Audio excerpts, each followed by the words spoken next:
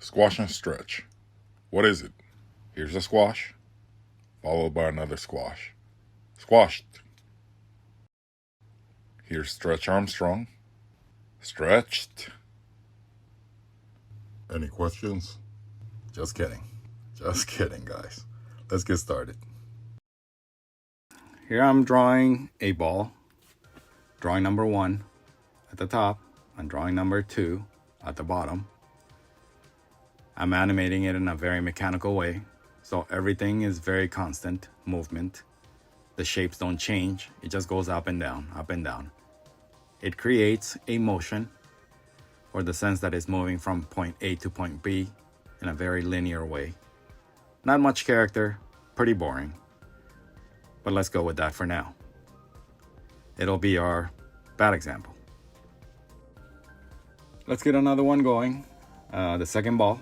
This one will be animated in a more traditional way, with a little more character, a little more bounce, and a little more squash. The timing will be slightly different as well. Here we have drawings 1 and 13, which are the extremes.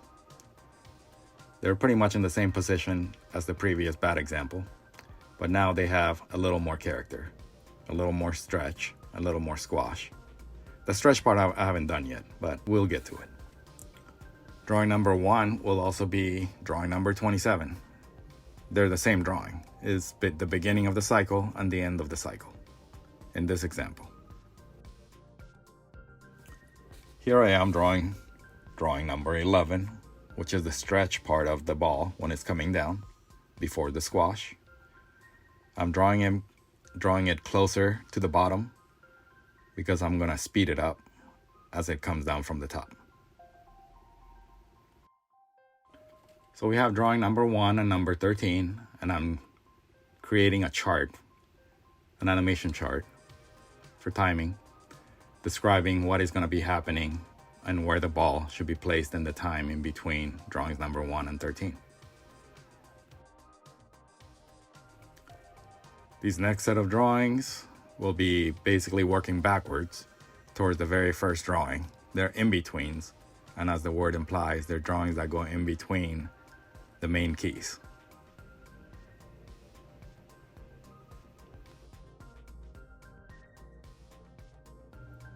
Continue in-betweening until you reach the first keyframe, number 1.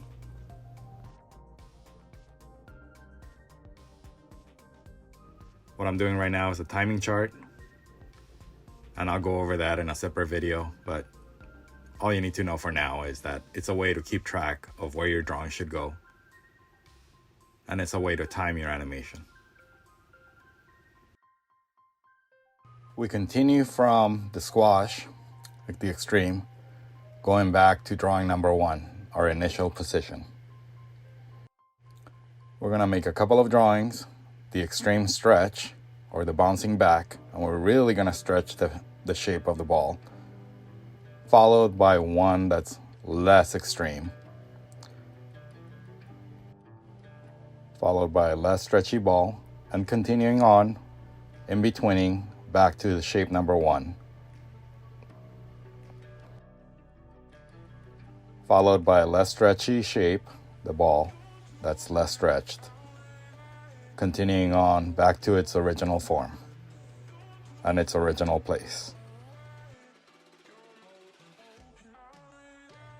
Continue in betweening, basically putting drawings in halves all the way back to its original starting place. And here's the final outcome. Compare the two bouncing balls, and you'll notice that one is pretty boring. The other one is a little more dynamic, or a lot more dynamic. There's a lot more squash and stretch going on. You'll notice the green one is moving up and down at a very steady pace, very mechanical in nature, while the second one, the one on the right, it's got a lot more liveliness to it, and it's got a lot more character. It's a little more fun, more visually interesting to look at. I created some more bouncing balls for you guys to take a look at, and we'll talk about them. Squash and stretch is the first principle of animation. Ball 1 is your standard bouncing ball. Think of the red rubber ball that you use when playing dodgeball. Ball number 2 is a slightly bouncier ball. Number 3 hangs at its peak a little bit longer. I'm trying to make it feel a little bit heavier in material, but bouncier. Ball number 4 is the stretchiest of them all, and it feels a lot more cartoony, but it also feels like it has the most character. I created some more bouncing balls with different properties. See if you guys can identify these. Ball number 1. Once again, our dodgeball friend is back. It bounces a couple of times and it settles. Ball number 2 just drops, has a tiny little bounce. The shape doesn't change all that much, and it comes to rest very quickly. Does it feel heavy? What have you seen that's like that? Ball number 3 has weight, deforms greatly when it lands. Its shape changes and it bounces back, wobbles before it settles. What do you think that is? Ball number 4 falls at a very slow, steady speed, bounces up a little bit, and settles very quickly. What have you noticed that does that? Ball number 5, I thought I would just make something fun. So that's my idea of a ball sort of teleporting in a liquid way from point A to point B. So how does squash and stretch apply to animation in practical terms that you can see and that you can use? Let's take an idea, a scary clown, and somebody got scared and kicked it on the butt. The clown flipped over and landed on its back. He would have squash and stretch. In this example here, there's lots of squash and stretch going on in the belly, in the head, the nose, the hair. Even the arms have a little bit of squash and stretch. This is another example of squash and stretch. Much like the ball, the boy squashes and stretches because of his actions. You can also see it after he fires his laser gun and the recoil that happens from the powerful blast.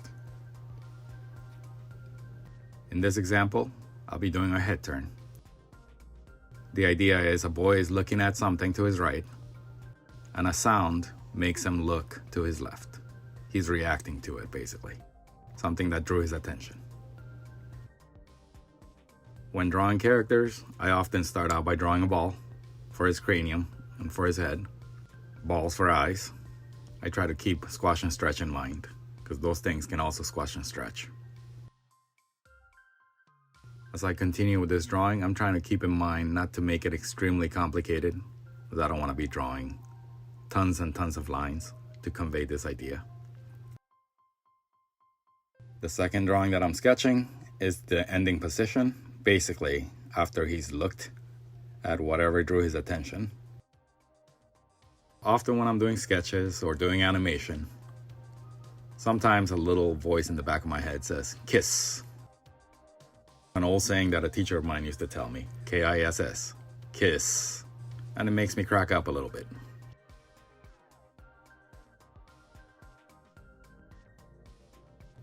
This drawing represents anticipation, squash, and breaks the linear action that would normally happen if you just did a straight head turn. It makes it more interesting and appealing. Also, it breaks up the action. It makes me think about the animation, what my intent is, and what I'm doing. Back to KISS.